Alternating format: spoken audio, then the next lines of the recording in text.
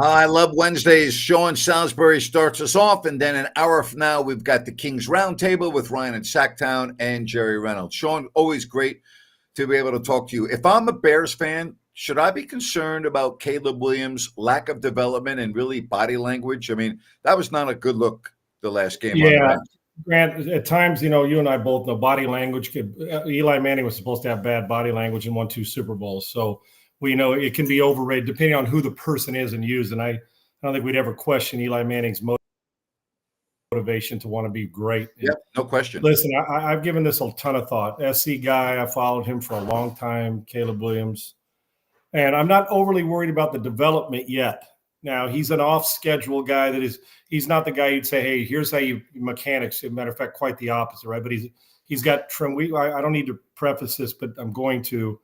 His skill set is rare. It just is. Great on all that. And that's pretty well documented. But the skill set and the mechanics and the team and the performance and the production have to match. He's playing like a rookie, Grant. He is. So when we say is his development, now remember we're on a couple coordinators now. We're on another head coach, a new head coach, an interim head coach on a team that had a pretty good going in the first 6 weeks, but they haven't got, matter of fact, they've regressed as a team, and they're going to get a new coach. And if it's Ben Johnson or Joe Brady or somebody else, then you'll see more quarterbacks. He'll be more focused on getting it right. And a lot of that will fall on Caleb Williams off season, who he trains with to get his mechanics right. So the development, way too early to say. I mean, people wanted to bury Bryce Young last year when he got benched, and now he's actually playing better football. Dave Canales is a good football coach. So I'm not worried about that yet, but he's never going to be the most mechanically sound guy, but I got to dial him in to make good football pocket on-time decisions. The thing that concerns me, and I don't usually say this, Grant, this is not usually, I look at it sometimes and say, well, not make an excuse, but say, let's consider where they are or what they're doing or who they're being coached by or where they've come from. But this is a trend for him. He had this same thing when he was at Oklahoma. He at SC, as much as I love him, whether it's at the end of the season, I don't mind him going and giving his mom a hug, but crying to his mom and just on the bench sitting by himself. And I know some of those things can be overrated. But then I watched this past week, and I've tried, not like I said, not to hall pass it, but to say, are we chasing a ghost here, right? You know what I mean? Borrowing trouble. But Grant, you know how I am about being great teammates. You take on an extra accountability as a quarterback. You actually take on even a double accountability when you're the first pick of the draft, and you're supposed to fix a franchise. You're supposed to come in and save them, and now that's not realistic, but good players. But you've got to be the start of it. We're hanging our hat on you for a decade plus, and all the stuff that surrounds it. I've tried to okay, let me see the forest through these trees here for a second. His body language it sucks ass, and it reeks of I confess he did it. He is right now a major front runner, and I hate to say that about my Trojan. When things are going good, he's all smiles and everything's happy-go-lucky. When things are going bad, he lays on the sideline like he's taking a nap on the bench, picks it back up, looks up. It's almost he plays the victim card way too often. You have to get the respect of your teammates that way, Sean. What's that? You can't get the respect of your teammates that way. That's where I was going with it, Grant. For him, if that's the way it motivates him to go, good, fine. We ain't playing an individual sport. And those offensive linemen and those guys need to know that no matter what happens, you got us. Yep. Because you want us to have you. So when we're going shitty, that doesn't mean you're laughing and jovial on the sidelines and all that. I'm just talking about up back, looking at your thing, study, get with the coach, but everything. Even on the field, when somebody lent a hand to help him up, it's slid out and he went back down on a knee like he's so exhausted and beat down. Well, so is the right guard. Excuse me. So is the nose tackle. So is the edge rusher. It sucks to lose. But even though you're a rookie, you bear a burden of responsibility. I'm sorry to tell you, but that's just the shit that goes with it. My freshman year, Grant, I may have shared this story. It's a quick one to give you. I think we all at times, 17, I turned 18. I'm a freshman at 18 years old. You're spoiled. You think I should be starting. And, we all, and that's part of what makes a player great. And I think what made part of me a good athlete was I always believed that you couldn't beat me. And that's just the way I went in. It was just the way I was raised. Well, not arrogant that I'm separate from you, but that no matter what, you weren't going to be, you were going to have to, I was going to have to retire or quit playing before the fight was over. Does that make sense, Brent? Yes, absolutely. My freshman year, I'm on the field. We're at training camp and dropped back to pass and missed it. It was one of those days where I couldn't have dropped it in the ocean if I was standing on a boat right in the middle of it. Yep. And Coach Robinson, he had such a great feel for it all. So I drop back and throw another one. I'm like, fuck, loud. And it was like 2 or 3 times in a row. You're just going through one of those practices. And Coach Robinson calmly puts his arm around me after my 2 or 3 plays in a row were over. And I remember now we're talking Bruce Matthews and Don Mospar loaded with, and guys are watching you. They're, as a highly recruited player, Roy Fox, they're watching you not only to see how you respond, but to see what they got to do to make sure you're one of them, right? Yep. And they want to know that. He takes me about 10 yards behind the huddle.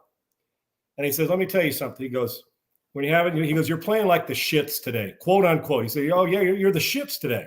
He goes, and he laughed. He had his arm around me. He said, but you don't want those guys up front or your teammates to think that everything that's going wrong is because of you. So while, it wasn't one F-bomb was fine, but it was almost the pouty. It's the second one. And oh, man, how do I miss that? And just like a spoiled number one recruit would be, right? Yep. Even though I was running and working on it, it wasn't that way, but it was competitive. But the perception was, who's this guy think he is? In John Robbins thinking that's what they'd think. There's all Americans up there who've paid their dues and all that. We all have shitty practices. And he put me by there. He goes, you know what? You want them to get back in the huddle thinking it was somebody else's fault. Now, not that you blamed it on him, but he wanted to know the quarterback was in there. Their leader was in control. He said, but by you doing this and he goes, and yeah, I got news for you. You'll see on tape. You're the shits today. And so I smiled. I said, I know, Coach. He said, but you want those guys to think that you're everything. That they're going to rely on you no matter what. And I learned a valuable lesson that day. Well, competitive and do it, but you got to learn to get over it quick. And body language and what you say does matter. That's great coaching, boy. Williams has to change this because I'm going to tell you what, he'll lose teammate after teammate after teammate. You'll start to see him buy into the backup because that guy's part of the thing. I don't know, maybe they all love him, but the body language gives me this. I'm a victim. I confess he did it. You guys suck. And if you had better players around me, this is the perception I get, then I'd be better. And I may be way wrong, but if I'm thinking that, somebody on that team's got to feel the same way. And this isn't just this year. This has followed him to other places. And it was a question before the draft. That was his red flag. Flag. Right. And you know what? His job is to take that red flag and turn it a different color. Yep. He's actually adding deeper red to that thing to the point of you do not, if you lose anything, don't lose the fellas that are on your team and a coaching staff. And it bothers me. So I think it's a slippery slope the rest of the year. And he's got some mental looking in the mirror to do to recognize those guys want to know that you love them and got them. And if you don't, they will turn the cheek on you quicker than you can shake a stick at them. Sean, I know Kirk Cousins is coming off an Achilles, but good Lord, the difference between pre-Achilles and post-Achilles is night and day, and now he's been benched in favor of Penix. Should have been. I listen, and I admire a coaching staff that makes a decision that you didn't just say the guy makes a lot of money. Now, Kirk Cousins has had one hell of a career and a regular season where numbers galore. I actually thought he'd have a great year there because of he's got really good players. He does. They got some offensive weapons. But his 6 games look like a guy. If this were the 6 games of his rookie year, the guy wouldn't be in the league. He would have been out of Washington. And listen, he's made a lot of money. He's a good player and he's competitive. But he looks like a guy who forgot how to play, and that's hard to do. It's a weird watch because when they drafted Penix, I thought, well, he's not going to see the field. Couldn't you have grabbed another player that could help you right now, right? Like an edge rusher or another defensive back. But they drafted him, and remember I told you there's a fragility that goes along with some players. I don't know if it's with Cousins, but that are insecurities kick in. And when you draft a guy in the first round with the 8th pick or 7th, I think it was the 8th pick, what is your thought process no matter who you are? They got him for a reason. And they drafted him when they knew he wasn't going to play. So they could have said, you know what? And probably drafted him a handful of picks higher than he was going to go. But he's he can rip it now. But you think about this, and if you're Cousins, you're thinking, well, couldn't they have got me another player?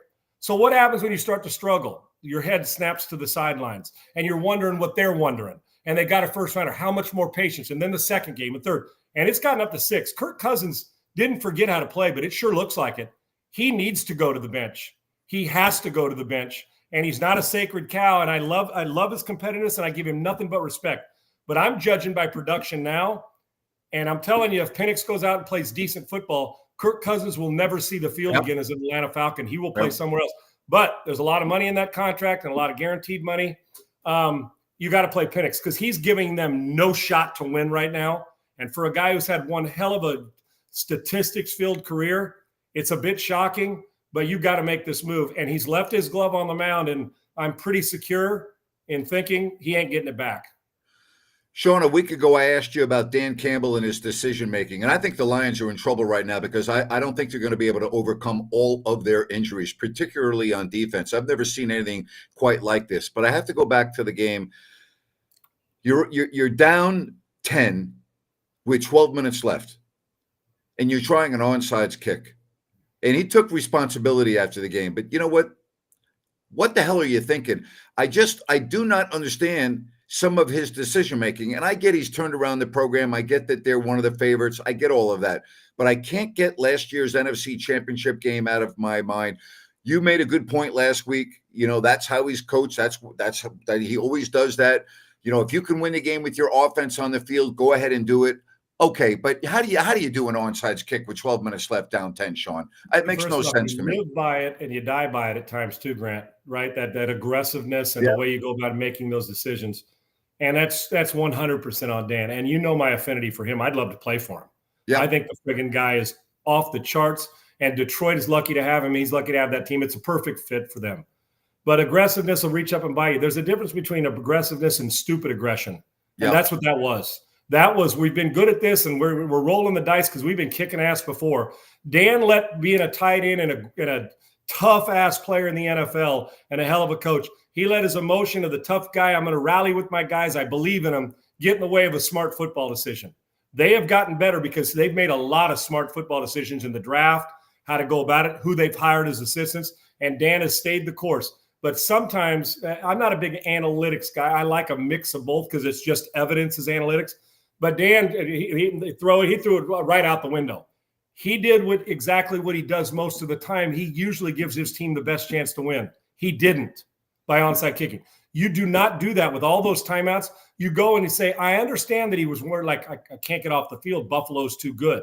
But you got to trust that you got a much better chance of getting off the field on 3 or 4 downs than you would an onside kick recovery in this league, especially when now you got to warn their ass and all that. I mean, you don't even get it. You can't even fool him anymore. So while I love his aggressiveness, but I told you last week, going for it, you know, he believes in that offense and it worked for him. I said, but when it doesn't work, then he'll be the heel. And here we are.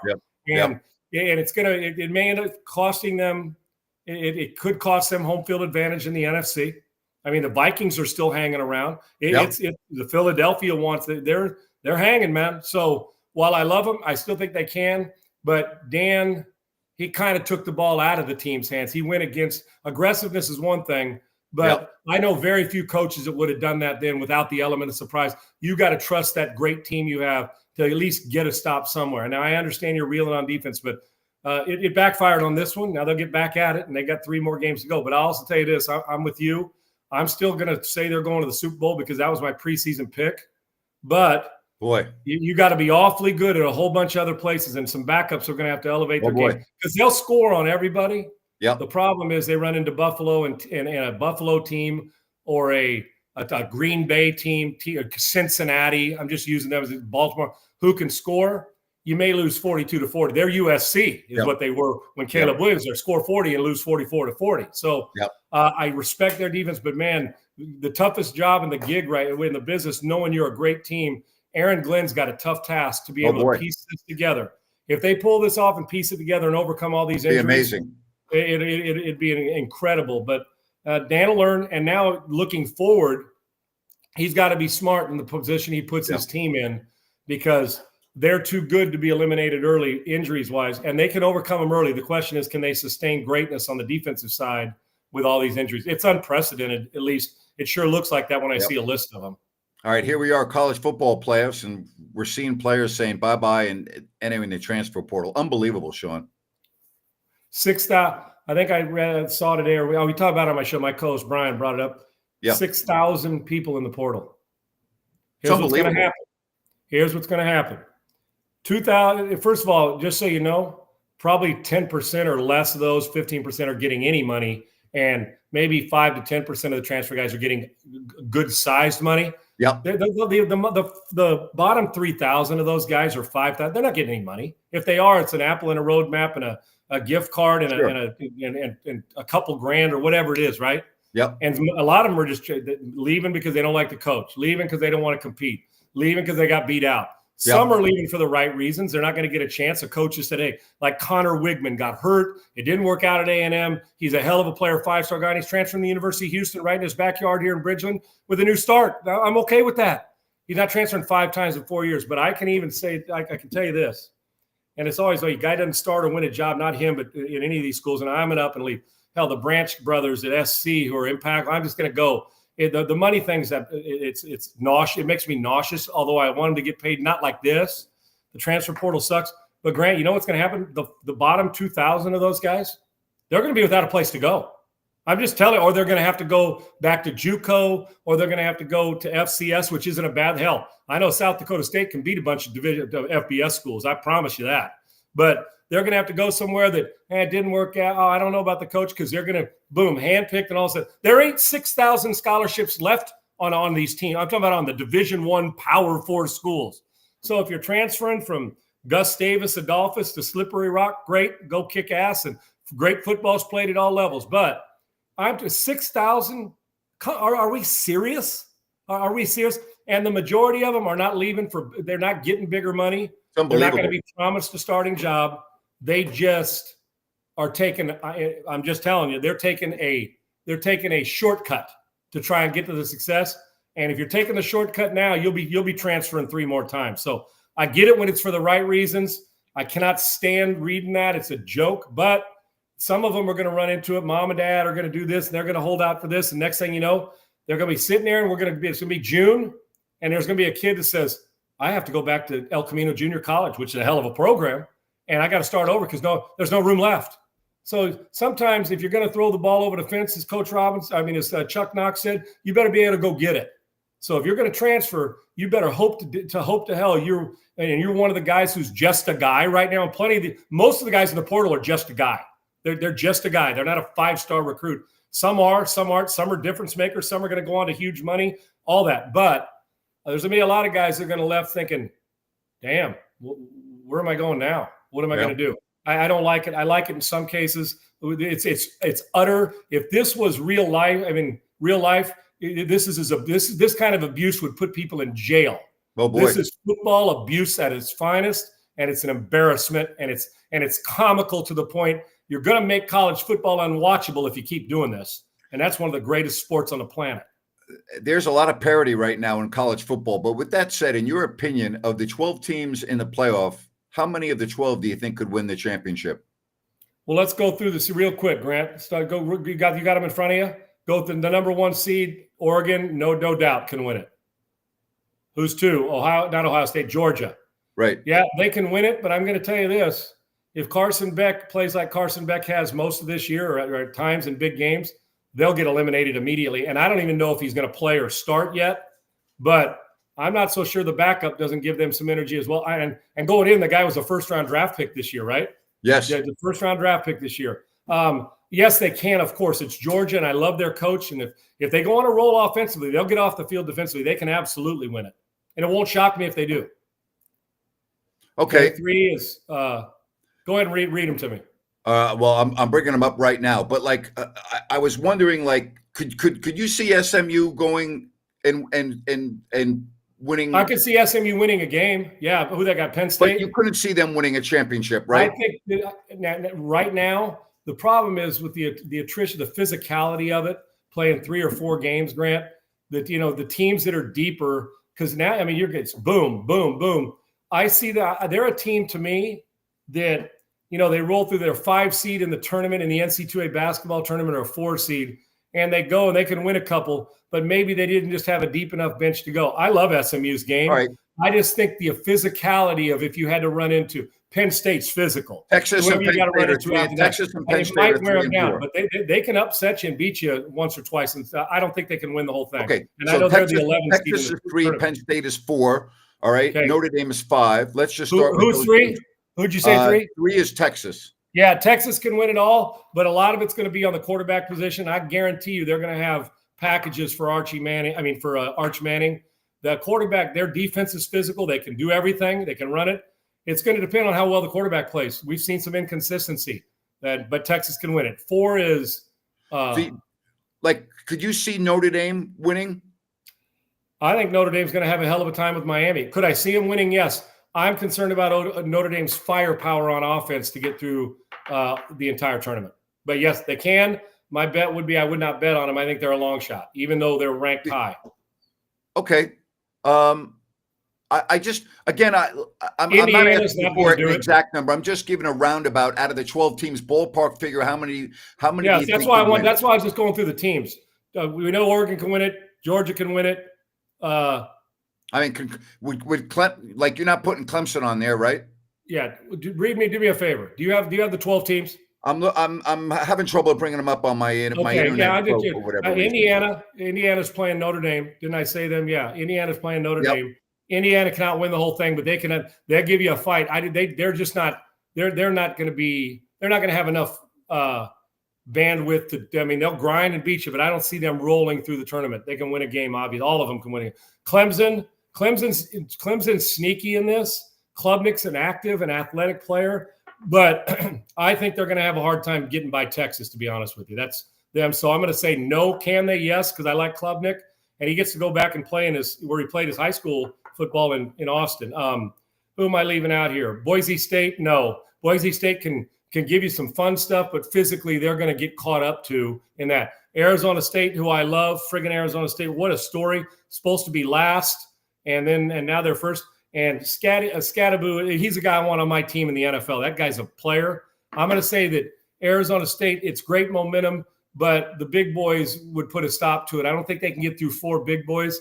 I expect Arizona State to take care of their business in this tournament, at least early in it, though. I like them. I don't believe they can win it either. Ohio State, I'd say talent-wise, yes, but they've proven to me that for whatever it is, their talent, we shouldn't even be having this freaking conversation. Of course they should, they can, but there's an attitude part of missing and a big game attitude that whether it's Ryan Day or something else, I'm going to say Ohio State will not win it, but they're talented. They're the most talented team in the country. So of course they can.